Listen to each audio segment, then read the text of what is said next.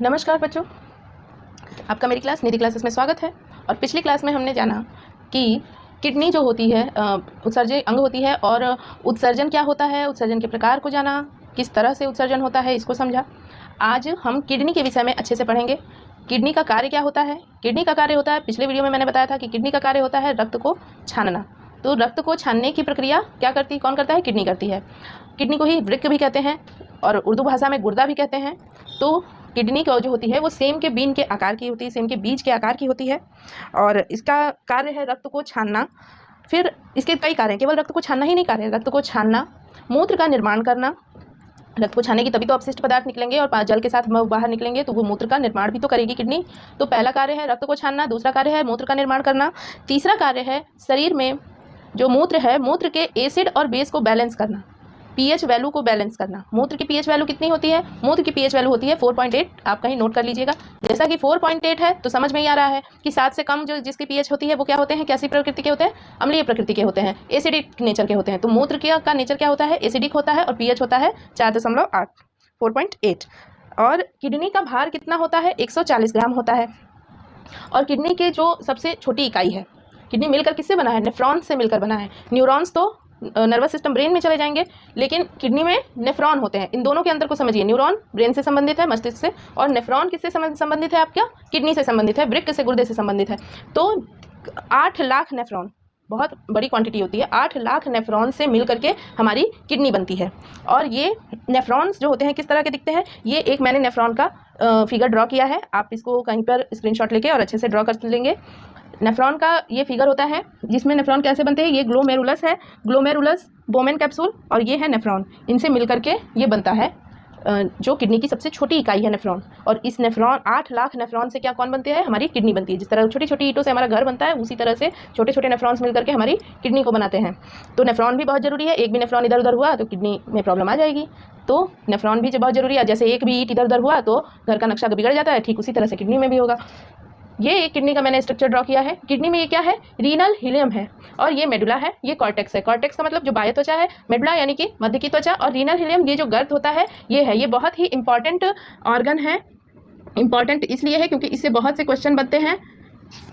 जो मूत्र होता है सबसे ज़्यादा अम्लीय प्रकृति का कहाँ पर होता है? सबसे ज़्यादा एसिडिक कहाँ पर होता है? तो मूत्र सबसे ज़्यादा रीनल हिलियम में ही सबसे ज़्यादा अम्लीय होता है। क्यों? क्योंकि वहाँ पर यूरिया की मात्रा ज़्यादा होती है। तो सबसे ज़्यादा यूरिया की मात्रा कहाँ पर होती है? रीनल हिलियम में होती है। इससे क्वेश्चन एक बार टीजीटी में आया हुआ है कि सबसे ज़्यादा शरीर में यूरिया की मात्रा कहाँ पर होती है? तो उसका आंसर है रीनल हिलियम में होती है। और रीनल हिलियम एक बार क्वेश्चन आया हुआ है कि रीनल हिलियम शरीर के किस अंग का भाग है? तो किडनी का है, हमारे वृक्क का है।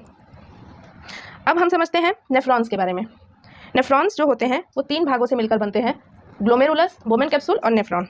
ग्लोमेरुलस देखिए, इतने छोटी सी इकाई का कैसे, जैसे कोशिका का पता लगाया था वैज्ञानिकों ने, उसी तरह से किडनी को भी देखा तो सोचा कि इसका भी वो करते हैं। उसको भी जब सूक्ष्मदर्शी में देखा गया तो कुछ उसकी जो सबसे छोटी इकाई थी वो ऐसी दिखाई दे रही थी। इसमें क्या होता है? ग्लोमेरुलस होता है। जो ग्लोमेरुलस क्या करता है? अल्ट्राफिल्ट्रेशन का कार्य करता है, निस्यंदन का कार्य करता है। अल्ट्राफिल्ट्रेशन का मतलब जो मूत्र को जो रक्त को छानने की प्रक्रिया हो रही है उसमें निस्यंदन का कार्य कौन कर रहा है? ये ग्लोमेरुलस कर रहा है। ये रक्त को छानने में निस्यंदन का कार्य कर रहा है, और ये रक्त के कणों को एकदम छानता है, बिल्कुल छान देता है, उसमें कुछ भी नहीं रहने देता है। क्योंकि उसका काम है जैसे छन्नी से दूध छानते हैं, जो भी है मटेरियल है वो बस अलग हो जाए। और मलाई भी है, अगर गर्म दूध को छानेंगे तो उसमें मलाई भी है तो मलाई भी अलग हो गई, सब कुछ अलग हो गया। तो ठीक उसी तरह से इसका कार्य है, सब कुछ छान देता है रक्त से। बोमेन कैप्सूल क्या करता है? बोमेन कैप्सूल कहता है नहीं नहीं नहीं नहीं, आवश्यक पदार्थ जो है उसको वो चाहिए, तो वो क्या करता है? जो आवश्यक पदार्थ होते हैं उनका अवशोषण कर लेता है और यूरिया को अलग कर देता है।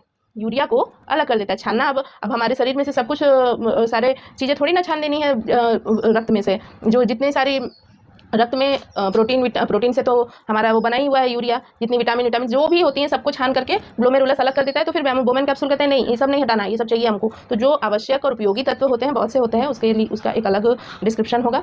अभी इतना समझते हैं कि बोमेन कैप्सूल का कार्य क्या है। बोमेन कैप्सूल आवश्यक पदार्थों का पुनः अवशोषण करता है और क्या करता है? यूरिया को अलग करता है। यूरिया को अलग करता है किस विधि द्वारा? ये अपोहन के द्वारा। अपोहन के द्वारा क्या करता है, यूरिया को अलग कर देता है। अपोहन को ही डायलिसिस कहते हैं। कई बार क्या होता है कि लोग बीमार हो जाते हैं और यूरिन नहीं पास हो पाता है, तो क्या कहते हैं लोग, डायलिसिस पे रखा गया है, डायलिसिस करवाना गया है। कई बहुत से किडनी पेशेंट्स को ये प्रॉब्लम होती है कि उनका जो शरीर, उनके शरीर में क्या होता है, यूरिया नहीं अलग कर पाता है, तो उनकी किडनी नहीं कर पाती हैं। क्यों? क्योंकि नेफ्रॉन्स में गड़बड़ी हो गई होती है, तो ये बोमेन कैप्सूल नहीं कर पाते हैं, तो इसीलिए डायलिसिस करवाया जाता है, डायलिसिस पे रखा जाता है। तो उसे डायलिसिस को ही अपोहन कहते हैं, या हिंदी में अपोहन, इंग्लिश में डायलिसिस। और इसका कार्य क्या है, यूरिया को अलग करना। ठीक, अब यूरिया अलग हो गई, तो यूरिया यहाँ पे अलग हो गई है, तो अब उसको बाहर भी तो निकालना है। अब बाहर कैसे निकलेगा, वहाँ पर सबसे पहला काम क्या करता है, नेफ्रॉन करता है। नेफ्रॉन ये संरचना आप देख रहे हैं, ये क्या करता है, यूरिया को मूत्र के द्वारा, यूरिया और जल को मिक्स करके बाहर निकालता है। मूत्र में यूरिया और अन्य भी कुछ अपशिष्ट पदार्थ होते हैं, उनको बाहर निकालता है। तो अभी हम आगे पढ़ेंगे कि मूत्र में कौन कौन से घटक होते हैं। तो नेफ्रॉन का कार्य है यूरिया और मूत्र को बाहर निकालना। बाकी ग्लोमेरुलस रक्त को छानने में मदद करता है। बोमेन कैप्सूल अब आवश्यक पदार्थों का अवशोषण करने में मदद करता है, और नेफ्रॉन यूरिया को बाहर निकालने में। तो हमें लगता है कि आपको ये अच्छे से समझ में आ गया होगा। आप वीडियो को पॉज करके एक स्क्रीनशॉट ले लीजिए। तो अभी तक हमने ये जाना कि डायलिसिस क्या होता है, और किडनी किन की सबसे छोटी यूनिट है नेफ्रॉन, वो उसका संरचना कैसे होती है, उसका कार्य क्या होता है। अब हम समझते हैं कि मूत्र जो होता है, यूरिन जो होता है, वो उसके घटक कौन कौन से होते हैं। यूरिन के घटक होता है जल। जो यूरिन में क्या पाया जाता है, जल पाया जाता है। जल कितना होता है, सबसे ज़्यादा होता है, 95% जल की मात्रा होती है। 2% यूरिया की मात्रा होती है। इमेजिन करिए 2% यूरिया की मात्रा हमारे शरीर को कितना हानिकारक नुकसान पहुंचा सकती है। 2% यूरिया की मात्रा होती है। पीएच क्या होता है मूत्र का, मूत्र का पीएच होता है 4.8। मूत्र का पीएच होता है 4.8, एसिडिक इन नेचर में एसिडिक होता है। और स्मेल कैसी आती है, अमोनिया की स्मेल आती है। पीला रंग क्यों होता है मूत्र का, क्योंकि मूत्र में यूरोक्रोम नाम का वर्णक पाया जाता है। इसी तरह से जो पाचन में हम पढ़ेंगे कि जो मल का रंग पीला क्यों होता है, क्योंकि वो बिलीरुबिन के कारण पीला होता है। जो हमारे शरीर में पित्त होता है, बाइल डक्ट होती है, वहाँ पर बिलीरुबिन बनता है, और उसके कारण हमारे मल का रंग पीला होता है। यहाँ पर पीला रंग मूत्र का क्यों है, क्योंकि इसमें यूरोक्रोम की मात्रा है, यूरोक्रोम नाम का वर्णक पाया जाता है, इसीलिए मूत्र का रंग पीला होता है। अब हम डिस्कस करते हैं कुछ किडनी की बीमारियों के बारे में। किडनी की कुछ फेमस बीमारियाँ हैं, जिनमें स्टोन सबसे फेमस, सबसे प्रमुख बीमारी है स्टोन। और ये किस कारण होती है, किडनी स्टोन कैल्शियम ऑक्जिलेट के कारण होती है। आप कहीं नोट कर लीजिएगा, कैल्शियम ऑक्जिलेट के कारण किडनी में स्टोन की बीमारी होती है। और यूरेनिया नाम की एक बीमारी होती है, जिसमें क्या होता है, यूरिन में बहुत ज़्यादा गंध आने लगती है, और वो किस कारण होता है, अमोनिया की बढ़ी हुई मात्रा के कारण होने लगता है। जो हम कॉमन सी बीमारी है गठिया, हमने कॉमन सी बीमारी को सुना होगा आपने, गठिया नाम की बीमारी होती है, जो कि क्या करती है कि जोड़ दर्द होने लगते हैं। बुजुर्गों में ये बहुत ज़्यादा होती है। आजकल तो 35-40 की उम्र में ही लोगों के जोड़ों में दर्द होने शुरू हो जाता है। ये क्यों होता है, क्योंकि हमारे जो जोड़ हैं, यहाँ पर एक साइनोवियल नाम का द्रव पाया जाता है। साइनोवियल द्रव की जगह पर क्या बनने लगता है, यूरिक एसिड बनने लगता है, और इसी वजह से क्या होता है कि जोड़ों में दर्द की समस्या उत्पन्न होती है और गठिया रोग उत्पन्न होता है। तो जिसको भी गठिया रोग उत्पन्न हो गया है, वो समझ जाना चाहिए कि यूरिक एसिड ज़्यादा बन रहा है, और उसे परहेज करना बहुत ज़रूरी है। किडनी खराब हो जाना एक बहुत ही कॉमन बीमारी है। किडनी खराब हो जाना, किडनी खराब होने पर, अगर एक किडनी खराब है तो भी आप बहुत ही आसानी से जीवन जी सकते हैं। कई लोग ऐसे हैं जिनकी एक किडनी नहीं है, लेकिन फिर भी वो अपने जीवन को सुचारू रूप से, व्यवस्थित रूप से जी रहे हैं। तो किडनी खराब होने का मतलब, जब तक एक किडनी है आपकी 2 में से, तब तक आप ठीक ठाक चलेंगे, स्वस्थ चलेंगे। लेकिन अगर दोनों किडनी खराब हो गई तो आपको तुरंत बदलवाने की आवश्यकता पड़ जाएगी, आप जिंदा नहीं रह पाएंगे। तो दोनों किडनी खराब होने पर किडनी ट्रांसप्लांट की डॉक्टर सलाह देता है। और किडनी ट्रांसप्लांट करने के लिए अगर जीवित व्यक्ति की किडनी ले रहे हैं तब तो कोई वो दिक्कत नहीं है, लेकिन अगर किसी मृत व्यक्ति की किडनी को लिया जा रहा है तो मृत्यु होने से 48 घंटे के अंदर किडनी को बदल देना चाहिए, किडनी का ऑपरेशन हो जाना चाहिए। मतलब कि जिसकी किडनी खराब है उसकी नहीं, अगर किसी की मृत्यु हो गई है और उसकी किडनी को आपके शरीर में लगाया जा रहा है, तो मतलब वो जो शव है 48 घंटे के अंदर उससे किडनी निकाल करके और आपके शरीर में लगाना आवश्यक है। तो यही कुछ रोग हैं जो किडनी के बहुत फेमस रोग हैं। और एल्ब्यूमिन यूरिया एक रोग है, जिसमें मूत्र में क्या होता है, एल्ब्यूमिन की उपस्थिति होने लगती है। एल्ब्यूमिन नाम का सफ़ेद सा पदार्थ रहने लगता है, उसे एल्ब्यूमिन यूरिया कहते हैं। मूत्र में ये होने वाली अनियमितताएं हैं, एबनॉर्मलिटीज़ है। प्रोटीन की उपस्थिति रहने लगती है मूत्र में। यूरेमिया क्या है, एक बहुत कॉमन सा, अभी मैंने बताया यूरेनिया एक कॉमन सी डिजीज है जिसमें गंध अधिक आता है। क्यों? क्योंकि उसमें यूरिया की मात्रा बढ़ जाता है। तो यूरेमिया। पायरोमिया में WBC या मवाद का आना जो मूत्र है उसमें मूत्र के साथ साथ मवाद आने लगता है, पस आने लगता है, सफ़ेदपन आने लगता है, उसे पायूरिया कहते हैं। क्या कहते हैं? पायूरिया कहते हैं। पायरिया जो होता है वो दांतों की शरण से है, लेकिन ये पायूरिया है, पायरिया नहीं है, पायूरिया है। इसमें मूत्र में WBC की मात्रा बढ़ जाती है, WBC ही आने लगती है, WBC पाया जाता है। और बाकी हमें याद है कि हमने सब कुछ बता दिया है आपको। एक रोग है ओडेमा, जिसे जलीय शोथ हिंदी में कहते हैं, इंग्लिश में कहते हैं ओडेमा। तो ओडेमा में क्या होता है, ऊतकों में अधिक मात्रा में तरल एकत्र हो जाने से सूजन आ जाती है, जिसे ओडेमा कहते हैं, और प्लाज्मा प्रोटीन की कमी होने पर भी सूजन आ जाती है। यही कुछ एक रोग हैं जो छोटे हैं तो बहुत थोड़े से रोग, लेकिन बहुत शरीर को बहुत नुकसान पहुंचाते हैं।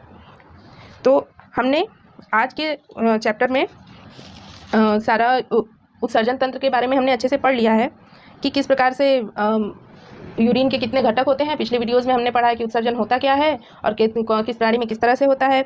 मनुष्य का जो उत्सर्जन तंत्र है वो यूरेटर से, यूरिनरी ब्लैडर से, यूरेथ्रा से और किडनी से मिल करके बनता है। तो जो किडनी होती है, किडनी का तो अभी कुछ देर पहले ही हमने पढ़ा है कि किडनी के कार्य क्या होते हैं, कैसे किडनी कार्य करती है। और जो यूरेटर होता है, यूरेटर हाइलस से निकलने वाली एक पतली सी नलिकाएं हैं जो किससे जुड़े होते हैं। डायग्राम में आप देखेंगे तो पतली पतली हाइलस से निकलती हुई, दोनों किडनीज के हाइलस से निकलती हुई क्या है, नलिकाएं हैं। मैंने डायग्राम तो यहाँ पे रफ कर दिया है, आप वीडियो में पीछे जाके डायग्राम में देख सकते हैं।